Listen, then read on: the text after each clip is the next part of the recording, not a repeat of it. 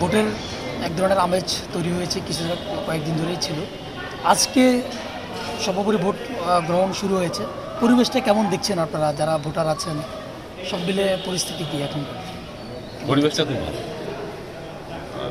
কোনো রকম ভয় নেই, মানুষ নির্ভয়ে ভোট দিতে আসছে, এটাই হচ্ছিল বড় ব্যাপার। আর আমাদের সবচেয়ে আশার বিষয় হচ্ছিল যে আমার মনে হয় মানুষের ভিতরে কিছুদিন আগেও একটা ভয়, একটা শঙ্কা ছিল, সেটা এবারের এই ইলেকশনে নেই।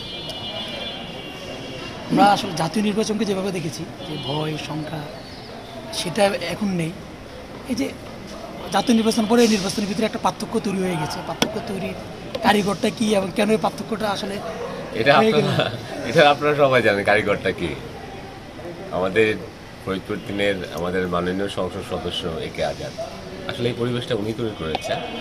সাথে সাথে যারা যারা আইন শৃঙ্খলা রক্ষাকারী বাহিনী, তারপরে আমাদের প্রশাসন, সবাই সাহায্য সহযোগিতার কারণে এটা সম্ভব হয়েছে।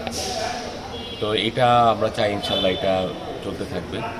এটা মানুষের চাহিদা, মানুষের চাওয়া, মানুষের পাওয়া।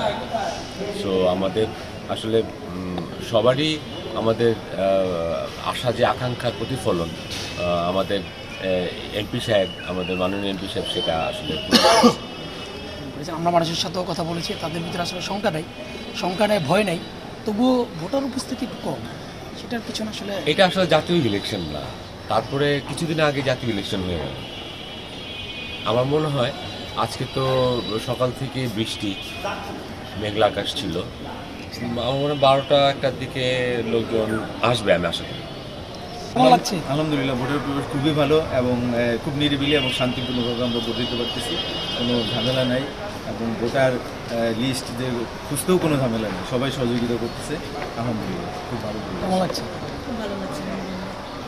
এই যে ভালো লাগছে সেটা ঠিক, কিন্তু ভোটের পরিবেশটা খুব সুন্দর, উপস্থিতি একটু কম। উপস্থিতি একটু কম। এটাও তো অবগত কারণ হতে পারে, গতকালকে ঝড় বৃষ্টি হয়েছে, হয়তো এই কারণে হয়তো লোকজন দুপুরের দিকে আসতে পারে, কিন্তু একটু উপস্থিতি কম।